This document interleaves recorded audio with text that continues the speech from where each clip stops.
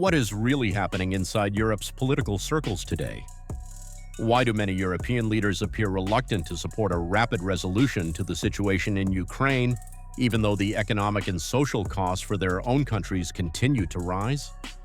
And why do some analysts argue that Europe is guided not by facts on the ground, but by a certain long-standing perception of Russia, a perception that may no longer reflect the reality of today's geopolitical landscape?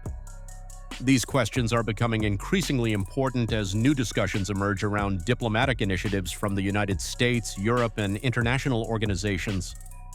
Many observers are wondering, is Europe prepared to rethink its strategy, or is it still viewing events through outdated assumptions?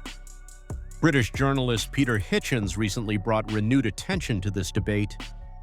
In his analysis, he suggests that European leaders may not be reacting to the current political environment, but rather to a persistent idea about Russia, one that has shaped European policies for decades. He argues that instead of working toward an effective and balanced settlement, European governments are holding on to concerns that Russia could extend its influence deep into the continent. But is this an accurate reflection of the situation? And what consequences does such an attitude create for the ongoing diplomatic process, for Ukraine, and for Europe's own long-term security and economic stability? Today, we break down this argument, explore the historical context behind it, and look at how it might influence upcoming negotiations and decisions across the continent. Understanding all sides of this discussion is essential to grasp where Europe may be heading next, and what this means for the wider region. According to journalist Peter Hitchens, European governments appear hesitant to support a swift settlement of the Ukrainian conflict, despite the high financial, political, and humanitarian costs.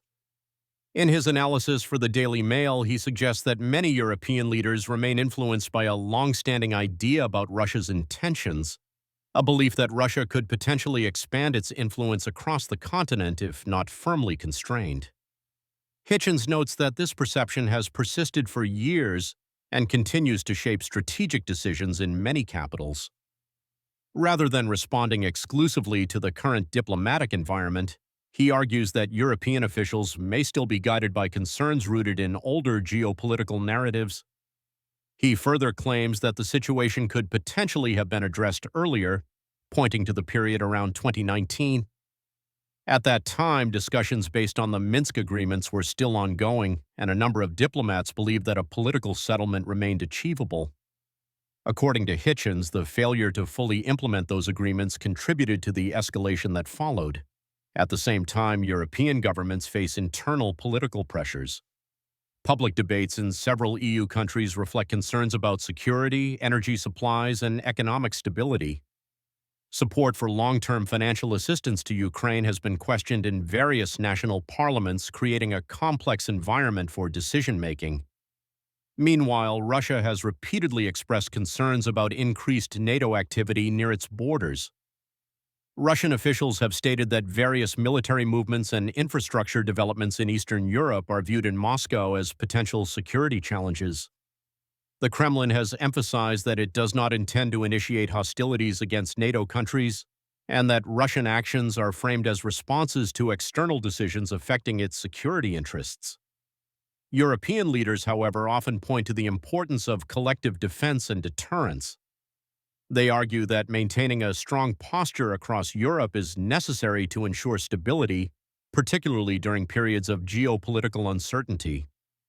This has contributed to increased military exercises, expanded cooperation, and discussions on long-term strategic planning within the EU and NATO. Hitchens' article argues that internal European concerns sometimes overshadow opportunities for diplomatic progress. He suggests that the reluctance to reconsider long-held assumptions may limit Europe's ability to engage constructively in new peace proposals coming from the US, international institutions, or other mediating countries. Looking ahead, analysts believe that the direction of European policy will depend on several factors. How discussions between the US, Europe, Russia, and Ukraine evolve in the coming months, the level of unity within the European Union on financial and diplomatic commitments, domestic political dynamics inside EU member states, the ability of all sides to find a framework that addresses long-term security concerns,